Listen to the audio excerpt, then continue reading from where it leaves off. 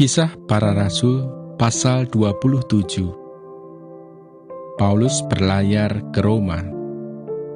Setelah diputuskan bahwa kami akan berlayar ke Italia, maka Paulus dan beberapa orang tahanan lain diserahkan kepada seorang perwira yang bernama Julius dari pasukan Kaisar. Kami naik ke sebuah kapal dari Adramitium yang akan berangkat ke pelabuhan-pelabuhan di sepanjang pantai Asia, lalu kami bertolak. Aristarkus, seorang Makedonia dari Tesalonika, menyertai kami. Pada keesokan harinya kami singgah di Sidon. Julius memperlakukan Paulus dengan ramah dan memperbolehkannya mengunjungi sahabat-sahabatnya supaya mereka melengkapkan keperluannya. Oleh karena angin sakal, kami berlayar dari situ menyusur pantai Siprus. Dan setelah mengarungi laut di depan Kilikia dan Pamfilia, sampailah kami di Mira di daerah Likia. Di situ perwira kami menemukan sebuah kapal dari Alexandria yang hendak berlayar ke Italia. Ia memindahkan kami ke kapal itu. Selama beberapa hari berlayar, kami hampir-hampir tidak maju dan dengan susah payah kami mendekati Knidus. Karena angin tetap tidak baik, kami menyusur pantai Kreta melewati Tanjung Salmone. Sesudah kami dengan susah payah melewati tanjung itu, sampailah kami di sebuah tempat bernama Pelabuhan Indah dekat kota Lasea. Sementara itu sudah banyak waktu yang hilang. Waktu puasa sudah lampau dan sudah berbahaya untuk melanjutkan pelayaran. Sebab itu Paulus memperingatkan mereka, katanya, "Saudara-saudara, aku lihat bahwa pelayaran kita akan mendatangkan kesukaran dan kerugian besar, bukan saja bagi muatan dan kapal, tetapi juga bagi nyawa kita." Tetapi perwira itu lebih percaya kepada jurumudi dan nahkoda daripada kepada perkataan Paulus. Karena pelabuhan itu tidak baik untuk tinggal di situ selama musim dingin, maka kebanyakan dari mereka lebih setuju untuk berlayar terus dan mencoba mencapai kota Phoenix untuk tinggal di situ selama musim dingin. Kota Phoenix adalah sebuah pelabuhan pulau Kreta yang terbuka ke arah barat daya dan ke arah barat laut. Pada waktu itu angin sepoi-sepoi bertiup dari selatan. Mereka menyangka bahwa maksud mereka sudah tentu akan tercapai. Mereka membongkar sauh, lalu berlayar dekat sekali menyusur pantai Kreta. Kapal terkandas.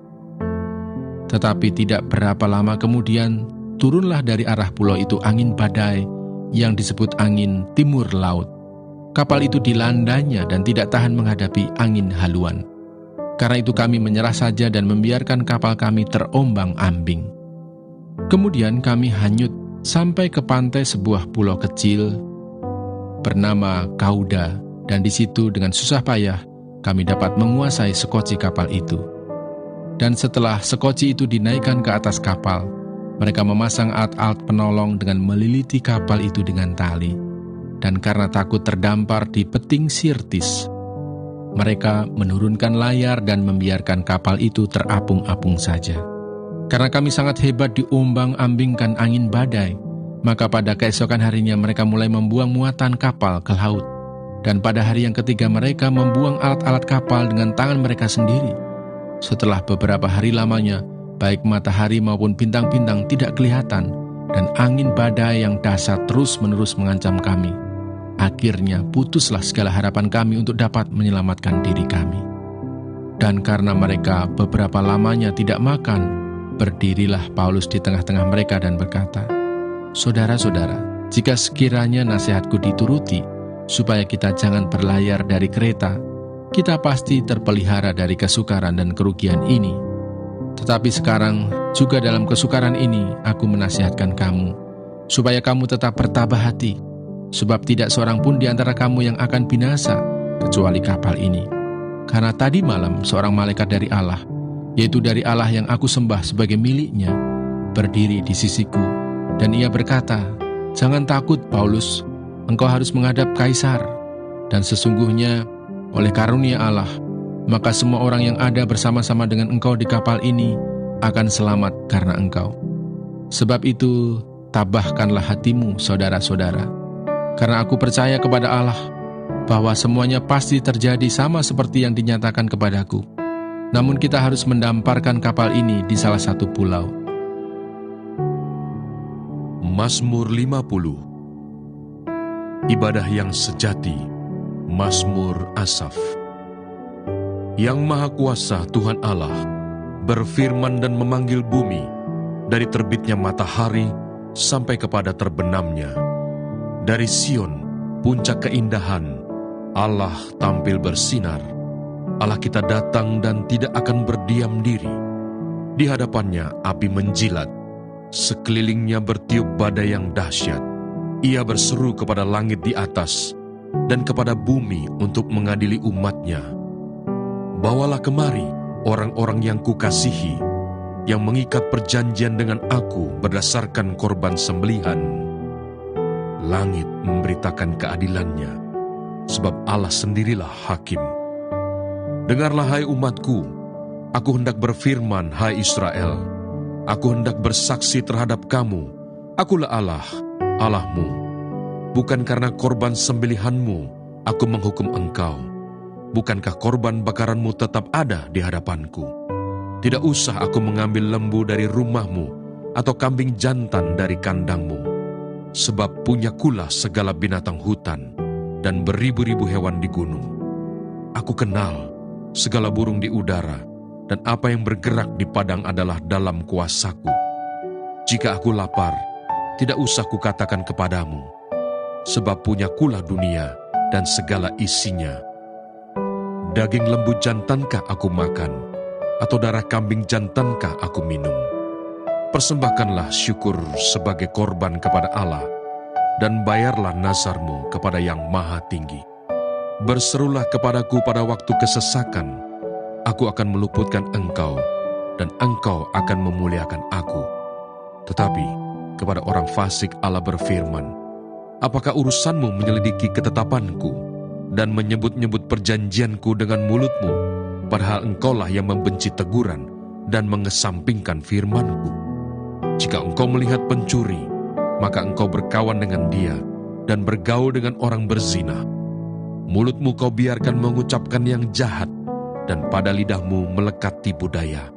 Engkau duduk dan mengata-ngatai saudaramu, memfitnah anak ibumu. Itulah yang engkau lakukan, tetapi aku berdiam diri. Engkau menyangka bahwa aku ini sederajat dengan engkau. Aku akan menghukum engkau dan membawa perkara ini ke hadapanmu. Perhatikanlah ini, hai kamu yang melupakan Allah, supaya jangan aku menerkam dan tidak ada yang melepaskan. Siapa yang mempersembahkan syukur sebagai korban, ia memuliakan aku. Siapa yang jujur jalannya, keselamatan yang dari Allah akan kuperlihatkan kepadanya. Mazmur 51. Pengakuan dosa. Untuk pemimpin biduan, Mazmur dari Daud, ketika Nabi Nathan datang kepadanya setelah ia menghampiri Batsyeba. Kasihanilah aku ya Allah, menurut kasih setiamu. Hapuskanlah pelanggaranku menurut rahmat-Mu yang besar. Bersihkanlah aku seluruhnya dari kesalahanku, dan tahirkanlah aku dari dosaku. Sebab aku sendiri sadar akan pelanggaranku. Aku senantiasa bergumul dengan dosaku. Terhadap engkau sajalah aku telah berdosa, dan melakukan apa yang kau anggap jahat, supaya ternyata engkau adil dalam putusanmu, bersih dalam penghukumanmu. Sesungguhnya, dalam kesalahan aku diperanakkan, dalam dosa aku dikandung ibuku. Sesungguhnya, engkau berkenan akan kebenaran dalam batin, dan dengan diam-diam engkau memberitahukan hikmat kepadaku. Bersihkanlah aku daripada dosaku dengan hisop, maka aku menjadi tahir. Basuhlah aku, maka aku menjadi lebih putih dari salju. Biarlah aku mendengar kegirangan dan sukacita. Biarlah tulang yang kau remukkan bersorak-sorak kembali. Sembunyikanlah wajah-Mu terhadap dosaku. Hapuskanlah segala kesalahanku. Jadikanlah hatiku tahir ya Allah, dan perbaharuilah batinku dengan roh yang teguh. Janganlah membuang aku dari hadapan-Mu. dan janganlah mengambil roh-Mu yang kudus daripadaku. Bangkitkanlah kembali padaku kegirangan karena selamat yang daripadamu, dan lengkapilah aku dengan roh yang rela. Maka aku akan mengajarkan jalan-Mu kepada orang-orang yang melakukan pelanggaran, supaya orang-orang berdosa berbalik kepadamu. Lepaskanlah aku dari hutang darah, ya Allah, Allah keselamatanku. Maka lidahku akan bersorak-sorai memberitakan keadilan-Mu. Ya Tuhan, bukalah bibirku, supaya mulutku memberitakan puji-pujian kepadamu. Sebab Engkau tidak berkenan kepada korban sembelihan. Sekiranya ku persembahkan korban bakaran, Engkau tidak menyukainya. Korban sembelihan kepada Allah ialah jiwa yang hancur. Hati yang patah dan remuk tidak akan Kau pandang hina, ya Allah. Lakukanlah kebaikan kepada Sion menurut kerelaan hati-Mu. Bangunkanlah tembok-tembok Yerusalem. Maka Engkau akan berkenan kepada korban yang benar, korban bakaran, dan korban yang terbakar seluruhnya. Maka orang akan mengorbankan lembu jantan di atas mezbah-Mu. Mazmur 52. Hukuman terhadap orang fasik. Untuk pemimpin biduan, nyanyian pengajaran Daud ketika Doeg orang Edom itu datang memberitahukan kepada Saul bahwa Daud telah sampai di rumah Ahimelek. Mengapa engkau memegahkan diri dengan kejahatan, hai pahlawan, terhadap orang yang dikasihi Allah sepanjang hari? Engkau merancangkan penghancuran, lidahmu seperti pisau cukur yang diasah, hai engkau penipu. Engkau mencintai yang jahat lebih daripada yang baik, dan dusta lebih daripada perkataan yang benar. Engkau mencintai segala perkataan yang mengacaukan, hai lidah penipu. Tetapi Allah akan merobohkan engkau untuk seterusnya. Ia akan merebut engkau dan mencabut engkau dari dalam kemah, membantun engkau dari dalam negeri orang-orang hidup. Maka orang-orang benar akan melihatnya dan menjadi takut, dan mereka akan menertawakannya. Lihatlah orang itu yang tidak menjadikan Allah tempat pengungsiannya, yang percaya akan kekayaannya yang melimpah dan berlindung pada tindakan penghancurannya. Tetapi aku ini seperti pohon zaitun yang menghijau di dalam rumah Allah. Aku percaya akan kasih setia Allah untuk seterusnya dan selamanya. Aku hendak bersyukur kepadamu selama-lamanya, sebab engkaulah yang bertindak. Karena namamu baik, aku hendak memasyurkannya di depan orang-orang yang kau kasihi. Demikianlah pembacaan firman Tuhan hari ini. Tuhan Yesus memberkati.